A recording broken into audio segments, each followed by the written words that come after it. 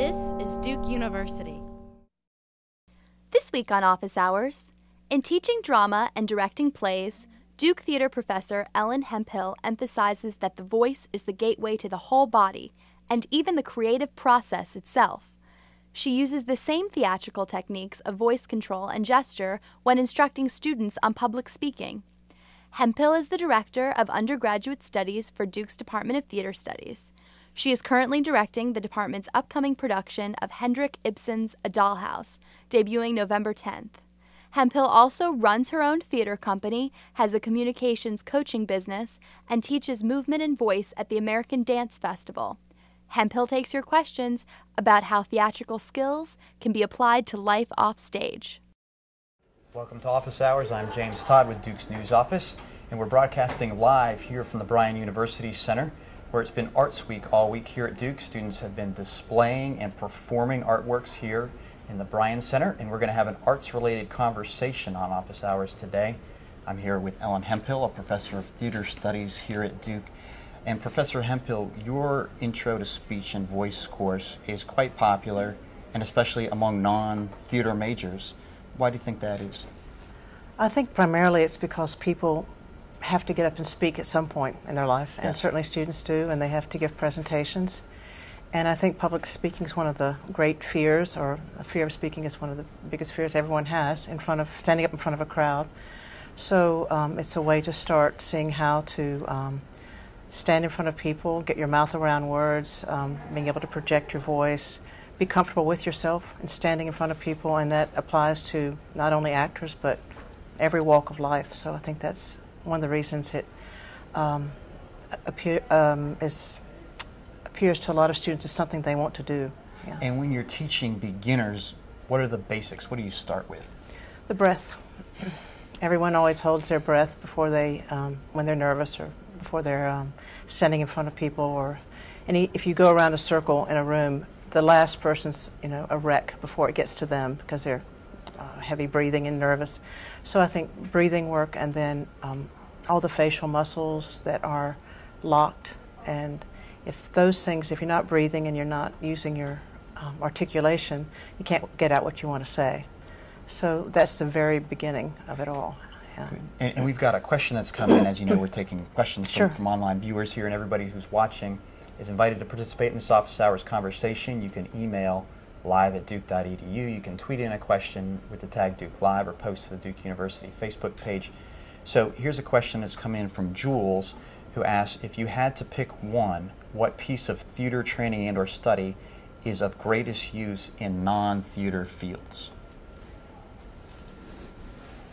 Well, I think obviously there are two great, many great teachers of theater or theories of theater, and I think Stanislavski is one of the great ones, and I'm very influenced by the work of Eugenio Barba from the Oden Theater. And Stanislavski, introduce us to these people. Well, it's just methods of theater that began earlier in the 20th century. Okay. And I think that the reason I say that is because it goes to teach what is the natural, how does one act naturally versus the great, somewhat gothic or melodramatic acting. And people tend to put on character when they speak, and how to get to those characters without going in that direction. And I work a lot with physical movement, with gesture. What are you doing when you're speaking?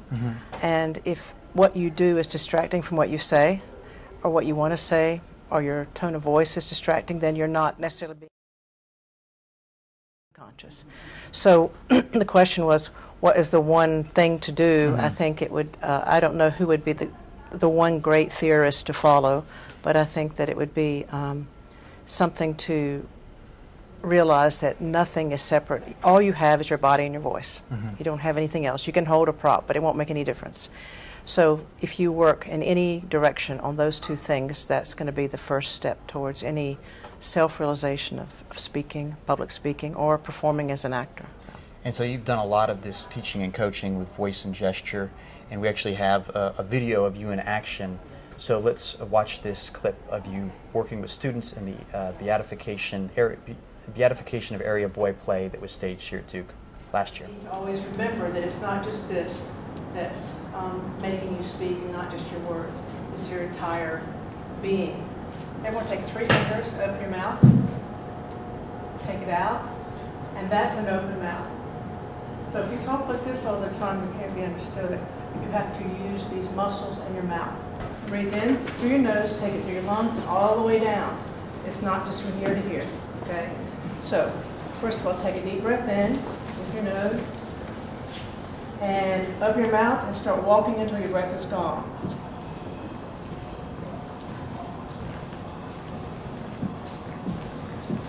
It has to go forward. And think of your hand pulling yourself forward into space.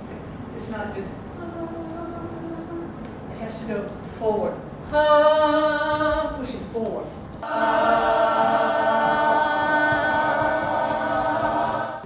And you pull as you breathe out.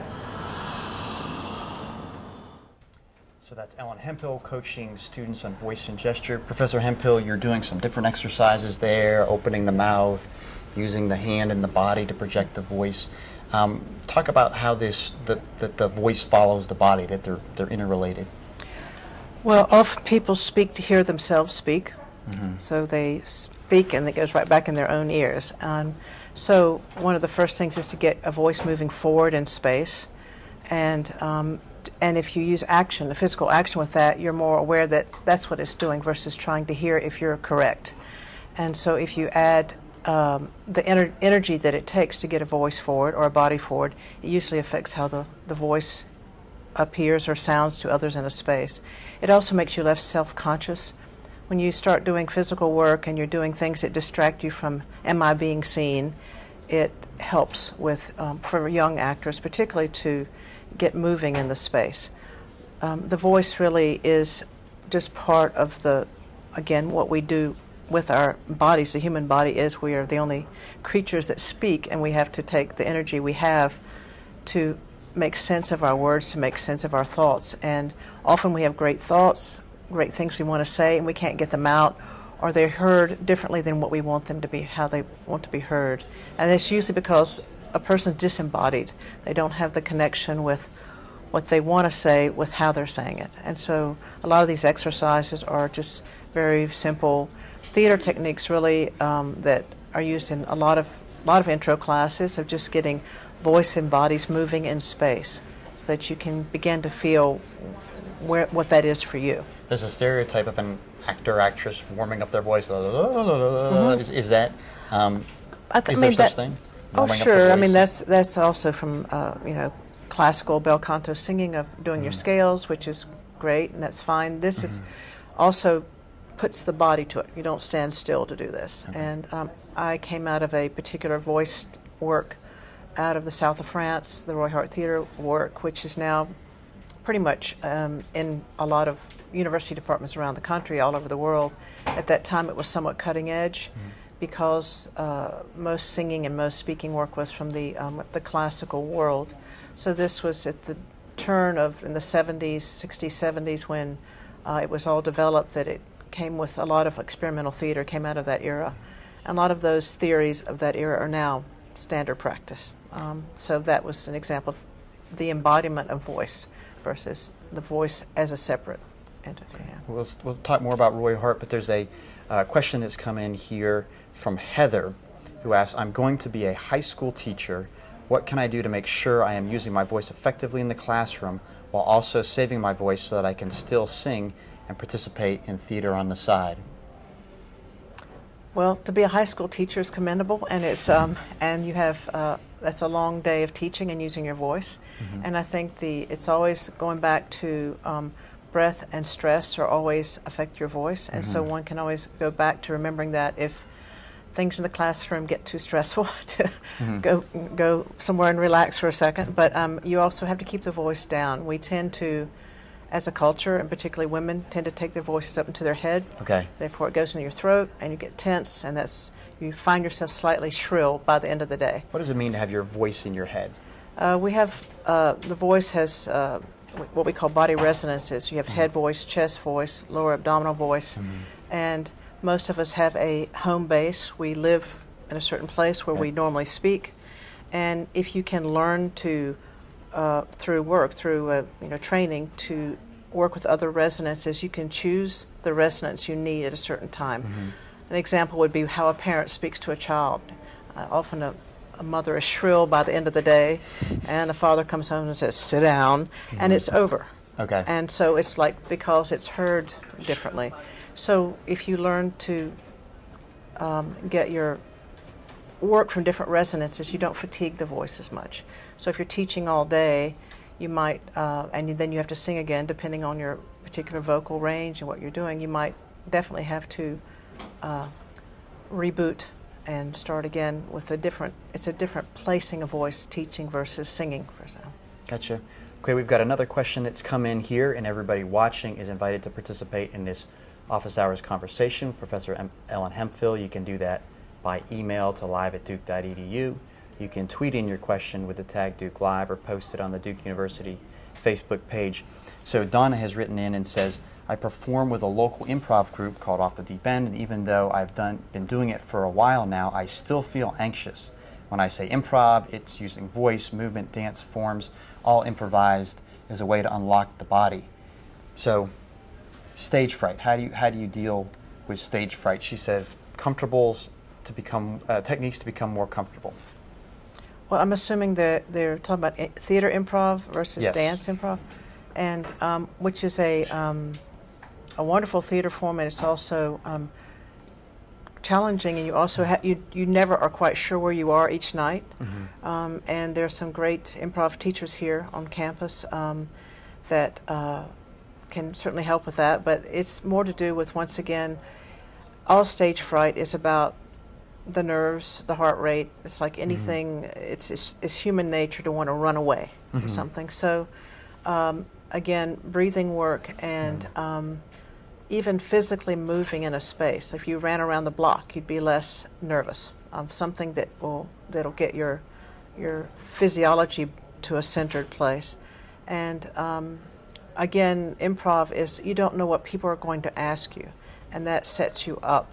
And when it's supposed to be comic, which it always is, the challenge is higher. So it's an admirable profession, and it's also one that takes a lot of training. If you have a lot of training in your pocket versus, I think I'll just be a stand-up comic.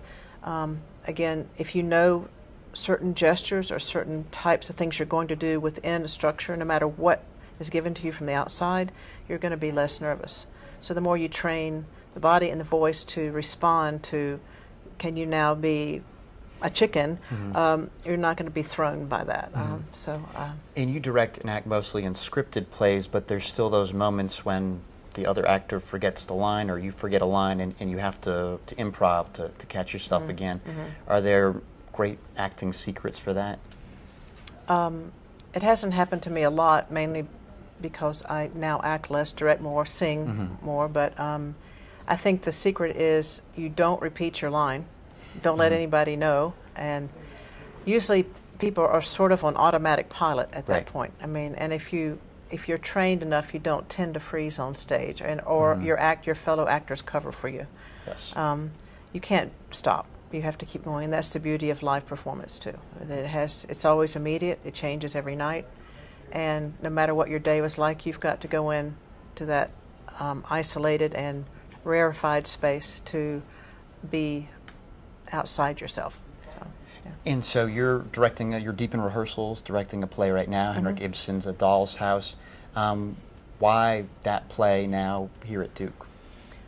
Well, I think before why here at Duke now, it became, I'd like to do that play. Okay. And I think... What's attractive about it? Well, for one thing, it's a classic, and it's just one of the great plays. And through talking with a good friend, the conversation started maybe a year ago about how does one approach the classics, but in a way that makes them accessible and interesting to do again, and because they can be done by the book, and this is certainly close to the book, but it's a little bit different. And so I wanted to take the challenge of how to do something as great a play as this in a way that was still accessible to certainly to students and to everyone. And the themes are so universal and so consistent. Human relationships, the issues of economy, society and economy, the haves and the have-nots, the layers of the class structure that's in this play, and it's, again, it's an exposure to really great writing and a great piece of, one of the standard bearers of theater, and how do you keep making it fresh for others. And I think that the choices I've made, the choices I've made with other artists in it to approach it, perhaps I don't know that it's different, but it's a way to do it. And we've got a way to give people a little taste of that. There's a video trailer of A Doll's House that's coming up here at Duke Theater Studies. So let's watch that video.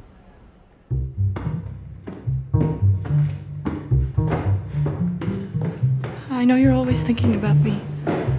Do you know why I do that? Yes. I imagine you're my bride. Oh, Nora, you're still a child. This poisonous secret must be exposed. Can you come play with us? But you promised. So you've been warned. So don't do anything stupid. And you do well to remember that it was your husband who has forced me to do this. And I'll never forgive him for that. Mommy, is the strange man gonna hurt you?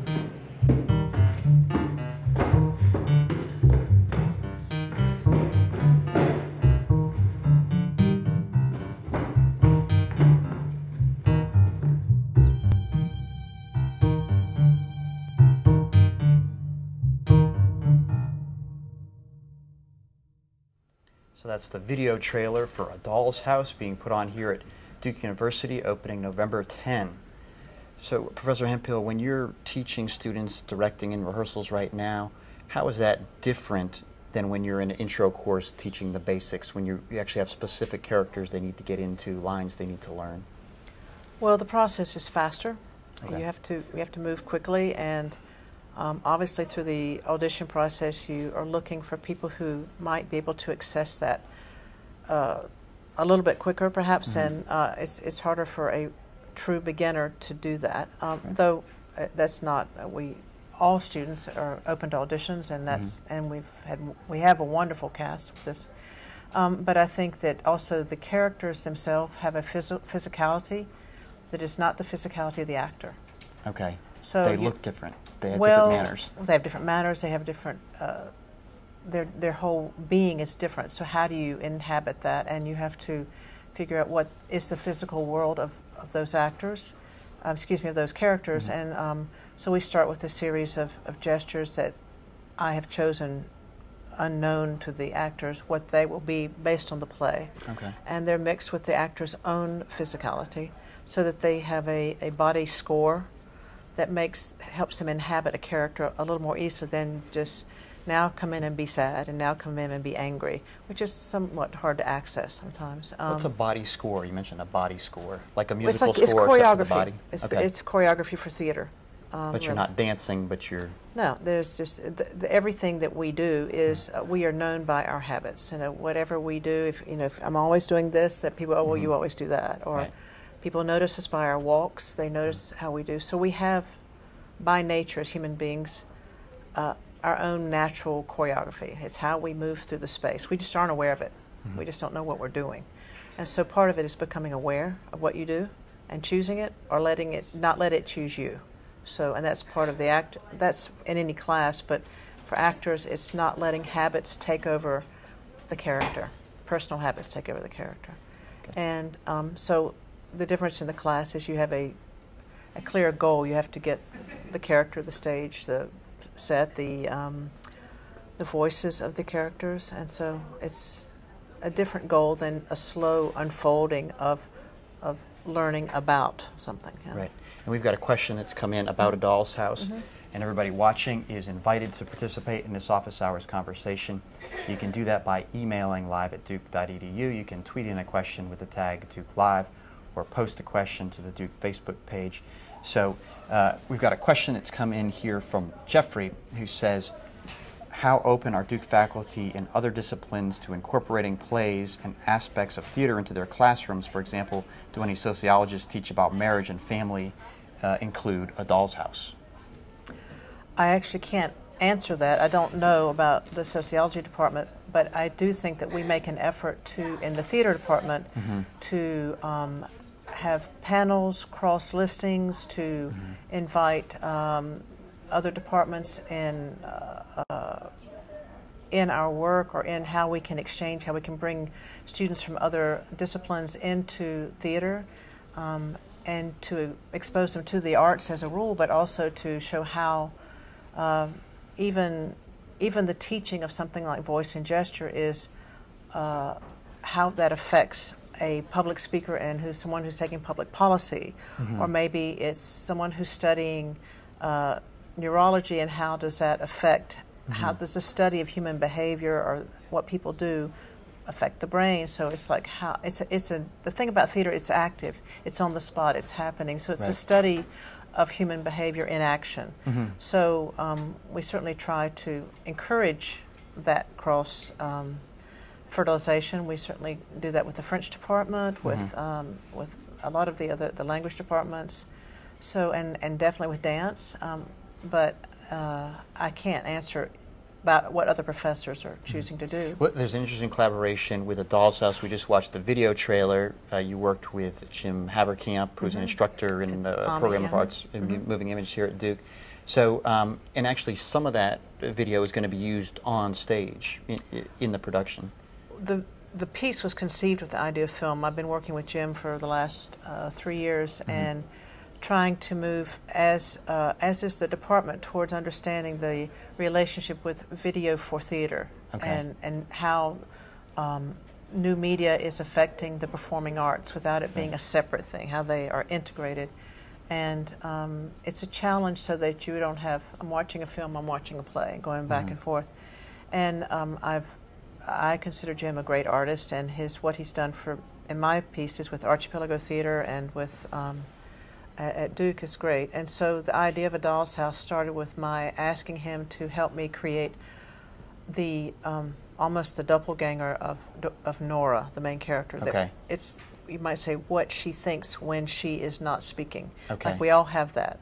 Why did I say that? What am I doing here? Get me out of here. Oh, I should have said this. So her world is seen, rather than, you know, it's always going on in the play, but we've put it in the wallpaper, so to speak.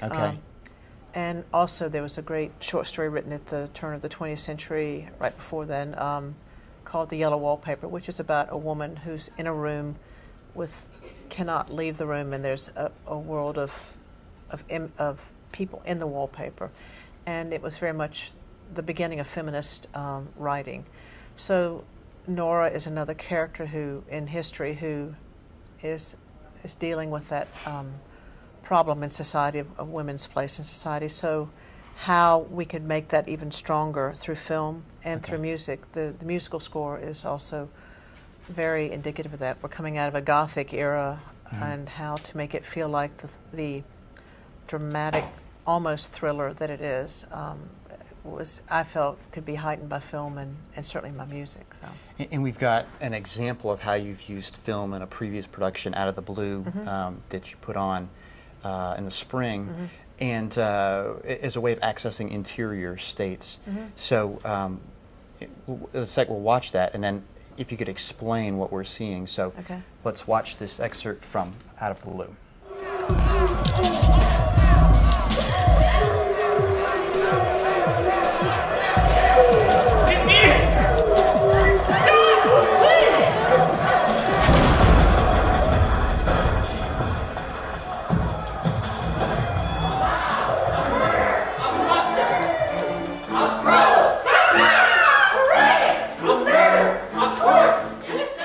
So an excerpt from Out of the Blue, directed by Hemphill. What's going on in this scene? The actor is Jim Morrow, actor-dancer, and the storyline in this, the whole piece, the concept of the piece was, which I wrote and worked with other people on, was things that happen out of the blue, and how they change the course of a life, and they happen in a split second, and it's that moment that's the shift. And in this particular segment, it's about someone who is in prison, and their punishment is to hear their life from the beginning to the moment they committed a crime, and then that starts over again. So they're hearing over and over and over the years their own life through sound, from the sound of their birth, their sound of their birthday parties, cars, playing with friends. And in this particular story, he robs a young woman in her house and doesn't mean to shoot, but shoots her. And you see that on the film. And so his movement is a slow building of that anxiety.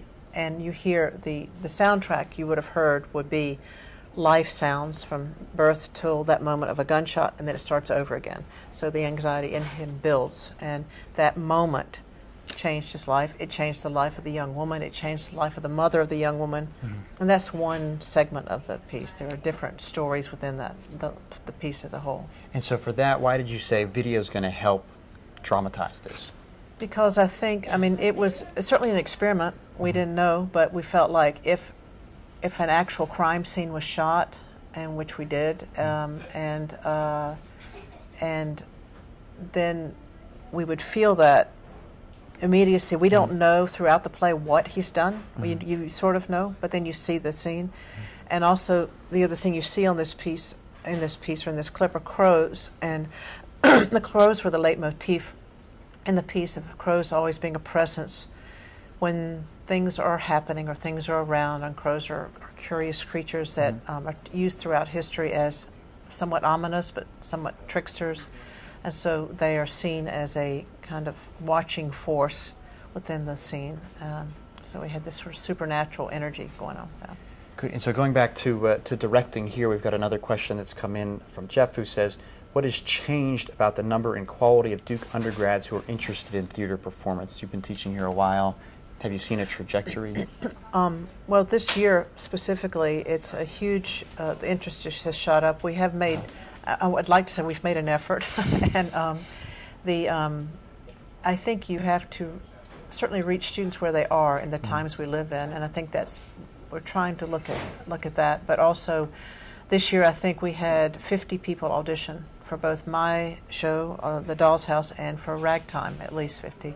That's a spring production, Ragtime. That's a spring production. We will come out, and that's a huge influx. And we always have a good turnout, but and we have an open house at the beginning of the year, and it's usually freshmen who are interested in theater and a smattering of other theater students. And we had an event for that where we had obviously food and talking about the courses. We also had some entertainment, but the Schaefer was packed for that. And so that means that there's an interest that's happening. And I think it changes generations. I mean, it's different interests in time, but I think students between film and media and things like, even something like Glee comes out, people or all the contest of dancing or vocal contest, American Idol. There's a concept of I can do that, or I'd like to do that. So it's more in the popular culture. Okay. I don't have really any idea if that's why we're seeing more interest, but it seems to be collectively more interest. But we have wonderful students, and a lot of students double major, so they are following 2 paths. But it seems to be a very exciting time for theater here at Duke. So speaking of what students learn from theater, some students from the Duke Student Broadcasting went out and got a couple of views from students about the value of a theater education here. So let's listen to those interviews. Duke theater coursework has been extremely unique because I've been able to take courses that have really taught me about like technical sides of theater, managing sides of theater, direction, acting and performance. And because of that, I can carry that understanding of all sides of theater forward into future performances or anything I do, really, just because I have an overall picture of the way theater works. One of the most useful things about theater is that it really keeps you, gets you comfortable with an audience and with people, which is so, you can define that audience so many different ways. This summer in my internship, for example, I had to give a presentation to a bunch of executives on this product that I was working on, and they said that, your presentation skills it was really, really impressive. Like, what do you think did it for you? What that made you so comfortable with this? Have you done this before? I'm like, no, I haven't, but I'm a theater kid, and so I'm used to, projecting and making eye contact with people and all of those sorts of things that are really key. Some views about life lessons from theater produced by Duke Student Broadcasting. And Professor Hemphill, we've talked about the relationship between theater and public speaking, but the first student there brings up the issue of everything related to a theater production, the technical aspect, the directing, the managing. What about lessons from that? You run your own theater company. So what have you learned off stage but from theater? Well, I think theater is the ultimate teamwork. I mean, it's a process. You can't do anything without anyone else. Right. You can, but it's hard. You just did a one-woman production recently. But it was not by yourself. No, but there were 5 musicians and a filmmaker and a voice coach and a choreographer, and so there are many people that make things happen. And for students, for sure, it teaches great teamwork. Theater doesn't exist without an audience. No performing work does. All art has to be watched. So to bring it to that level, it takes a team, and it takes people cooperating, and it takes a lot of listening skills going on with it. And to put up this show, we work with Duke Productions and the wonderful people that build the sets, the costumes, the help create the lighting work. It doesn't happen without that. And students, I think, have the possibilities to work in all areas of theater, whether it's in the production end, or whether it's building costumes, or whether it's learning to assistant directing. But the bigger piece is communication skills, and how you build communication skills and working on a team. So. We've got a question that's come in, and a reminder that everybody watching is invited to participate in this conversation by email to live@duke.edu. You can tweet in your comment with the tag Duke Live, or post to the Duke University Facebook page. So Stuart asks, could you talk about ways theater training might support engaged citizens in advocating for issues on the public stage? Theater and advocacy. There's a lot of theater work done that's started by a Boal that was about society and theater, or so it's social theater. Okay. So, and we have some great courses in the department which are about performance as a social statement. So the study of performing and life and performance is a big area of work. So theater for sure can help one in producing one's cause, or how one needs to want to relay an issue to the public. Sometimes it comes across in something that's actually staged. Okay. Sometimes it's something that's actually how you speak and how you address the public. Right. We know who are great public speakers. We have politicians that we see that we think are terrible speakers, or those that we think are great speakers. And I was curious, when you watch presidential debates, do you feel like you could be coaching some of these candidates? I watch them less and less, but I think that it's amazing how many people are not told what is not working. What are some of the biggest mistakes you see when, sort of politicians speaking, or business presentations? I think often it's vocal placement. Okay. A tone of voice affects how people hear you, and you stop listening to what someone says if there's a certain tone. Okay.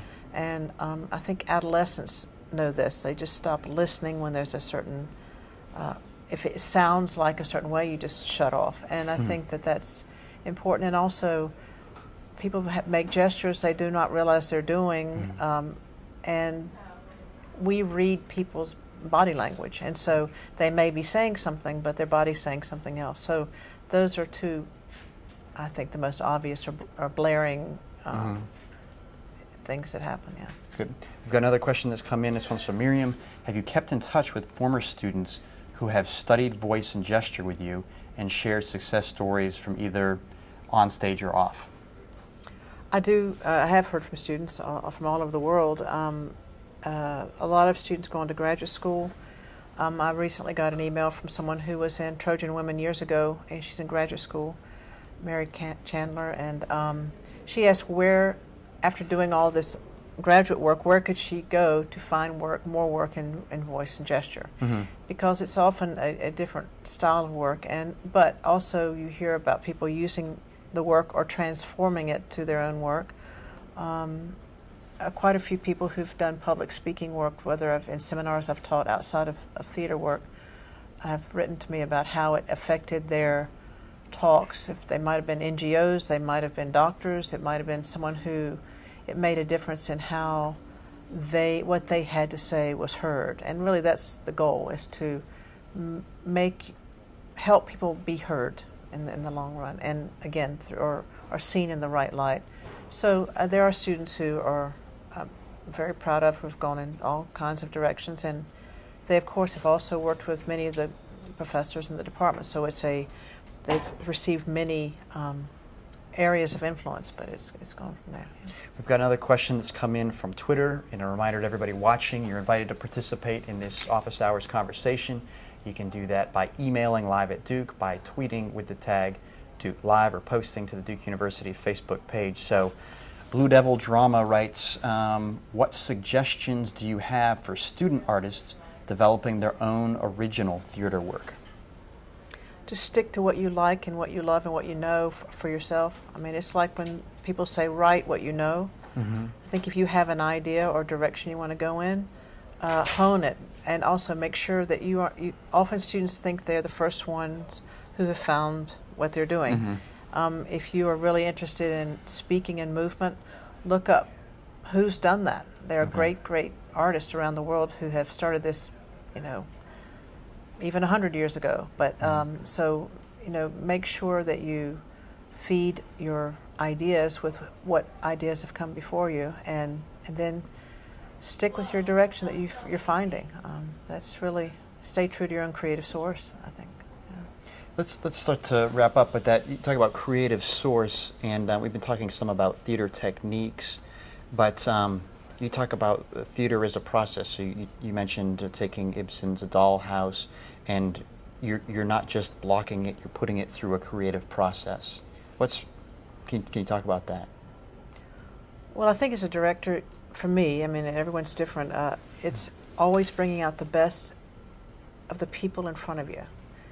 And so everyone has their own, I don't think, the voice is unique. There are no two voices alike. I think every person is unique. It's not a cookie cutter of what one should be. So as a director, I think, particularly with students, but with actors, is always to find out what are their gifts and what can they offer.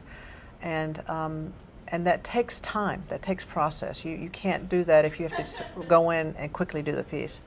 So for me, that's the first thing, is to trust the instinct and creativity of the people in front of you. And everyone has a spark of genius, find it, and bring them to the stage. And the same thing is true of the other artists you're working with, be it the composer, be it the filmmaker, be it the lighting designer, to bring out the creative process in them, not just put yours on them. So, and again, that's why it's a process. It takes time. For me, it takes time. And we've got one more question that's come in, if you got a moment. So Sarah asks, what do you say to parents who are nervous about their children taking theater studies courses, falling in with the drama crowd?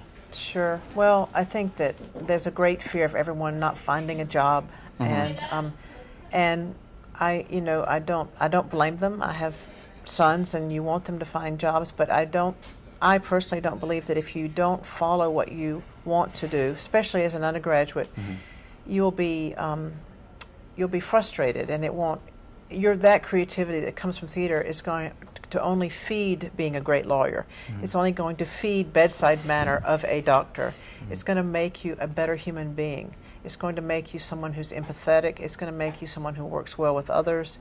And if you are lucky enough to continue in the area in the arts, it will give you a stepping stone towards, it might be graduate school, it might be working with companies around the theater companies, it might be going to film. But I think that if your son or daughter have that talent, and sometimes it's not obvious that you have talent, you just have a passion. And that's what university's for, is to develop that, as well as create possibilities towards a career. But I would encourage everyone to let them follow a creative urge, because it will only serve something else later. My major, I had a master's degree in psychology. Okay. And then went into the arts. But I was a arts advocate all my life, doing dance and music and theater. Right. But I just beelined out of graduate school to study or work in France. So I think that it will come out anyway, so why not train? Professor Hemphill, you've been very generous with your time, so I want to wrap up. You're thick in rehearsals now with the Doll's House. It opens here at Duke November 10. Can you give us a little preview? Why should we show up? What might grab us about this production of A Doll's House? Well, I hope that people will see that by taking it in this direction with film, with this somewhat more gothic, darker image of it, that you feel pulled into the story. It's a great story. The students are phenomenal. The music, the film, all the energy that's been put into it. A great set by Tori Bend, and I feel it's a great experience for an evening of theater that you don't often see this level of work with this younger group of people. So I think it's worth coming out to see it. Great. Ellen Hemphill, Director of Undergraduate Studies here, Duke Theater Studies Department, and also Managing Director of Archipelago Theater Company here in town. Thanks for doing these online office hours. Thank you, James. Thank you very much. Thanks everyone for watching. You'll be able to watch a recording of this video on the Duke On Demand website. That is ondemand.duke.edu. Produced by Duke University, online at duke.edu.